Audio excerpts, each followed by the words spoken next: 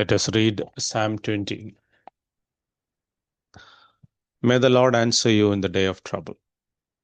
May the name of the God of Jacob protect you. May he send you help from the sanctuary and give you support from Zion. May he remember all your offerings and regard with favor your burnt sacrifices. Selah. May he grant you your heart's desire and fulfill all your plans.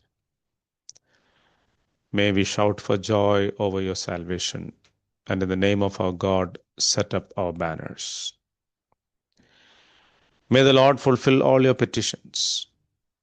Now I know that the Lord saves his anointed. He will answer him from his holy heaven with the saving might of his right hand. Some trust in chariots and some in horses, but we trust in the name of the Lord our God. They collapse and fall, but we rise and stand upright. O Lord, save the King. May he answer us when we call. A young soldier was deployed in a war zone.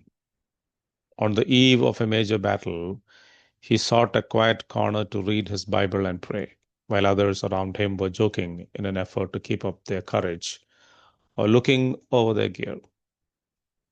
When asked why he wasn't anxious like the others, he replied, "My battle was fought last night. I settled with God that I am not fighting for myself. I am fighting where he leads." He survived the battle. Later, he spoke of the peace he experienced during that battle. It came from his trust in the Lord whom he served. Psalm 20 reflects this calm assurance. This prayerful song may have been sung by the people of Israel before they set out for war. The focus is not on fighting harder or training better. Rather, it opens with a cry for divine intervention. May the Lord answer you in the day of trouble. May the name of the God of Jacob protect you. Rather than being about the strategies and weapons of successful battles, the psalm reveals the unseen wars of the heart, where priorities are set and where trust is exercised. The writer knows what are the battles that we really fight. The people's voice makes it clear. We will shout for joy over your salvation, and in the name of our God set up our banners. They are united in fighting behind the banner of the King, whom God has appointed over them. Yet, their hope is not in his strategies or military strength. Rather, they rally in the name of God, who will answer, help, and uphold the King. They recognize that unless the Lord fights for them, no victory is certain. The psalm speaks of burnt offerings to God, a sacrifice completely consumed on the altar. This symbolizes total devotion, a heart dear to God, not ritual without relationship, not religious activity without heart. True worship isn't about merely words of worship, but aligning our actions, desires, and plans with God's will. And thus, verse 4 is a prayer. May he grant you your heart's desire and fulfill all your plans. It's tempting to take this as a blank check. But this prayer is spoken of David, a man after God's own heart. When our delight is in the Lord, as Psalm 37:4 says, then his desires become ours, and our plans reflect his will. Then we may pray for our heart's desires to be fulfilled. But we cannot make our own plans, seek our own goals, and then come to God expecting him to rubber stamp them. Throughout his life, David was marked by his deep dependence on the Lord. He inquired of God before he set out on battles. He didn't assume he knew God's will. He didn't rush or act on impulse. And when God directed, he moved forward boldly. A gifted leader, a mighty warrior, he still put his reliance entirely on the help of God. In verse 6, David declares, "Now I know that the Lord saves his anointed." His ringing tone speaks of his confidence in the saving might of his right hand. That statement, "Some trust in chariots and some in horses, but we trust in the name of the Lord our God," is more than poetic language.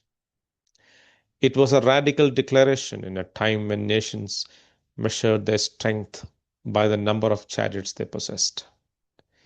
In fact, Israel's kings were explicitly warned not to amass horses or chariots, lest they begin to rely on human power rather than divine help. David obeyed this command, refusing to place his trust where it didn't belong.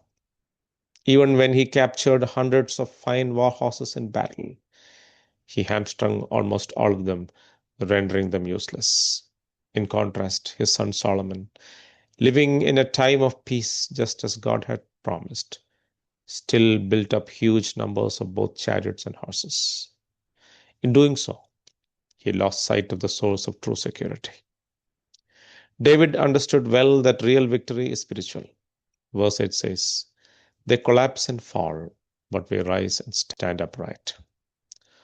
Those who rely on their own strength, wealth, influence, or intellect collapse in time of trouble.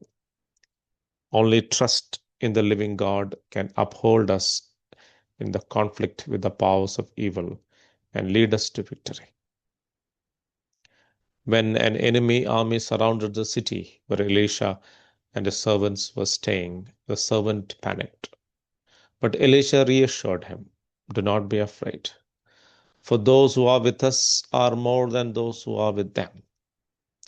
And in answer to his prayer, God opened the servant's eyes to see the hills around the city full of horses and chariots of fire, God's heavenly army. His prayer was not for more strength, for God's limitless strength surrounded them, but to see reality. That is why we need to live by faith. It lifts our eyes beyond the visible to the invisible. As Romans 8:31 says, "If God is for us, who can be against us?" And thus Psalm 20 ends as it began, with prayer. "O Lord, save the King. May he answer us when we call." For trust always takes refuge in prayer, not as a last resort, but as a first response. And the people of God are not spectators, but intercessors, lifting their king and their cause to the throne of God, that God's purposes might be fulfilled. Whose battles are we fighting? Are we pursuing personal agendas and asking God to bless them? Or are we fighting the battles He calls us to?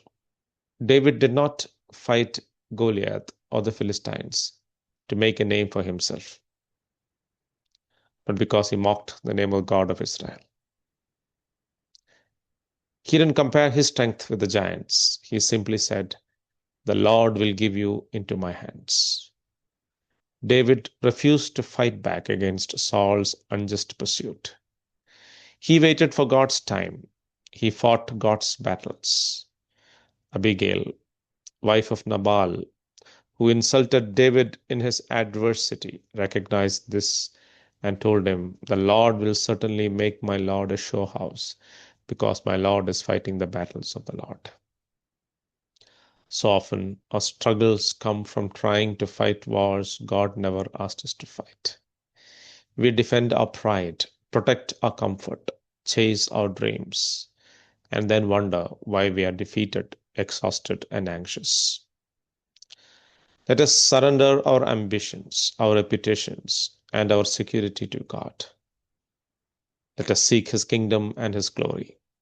Then we will fight His battles for His glory, and in His peace and in His strength we shall always overcome. God bless.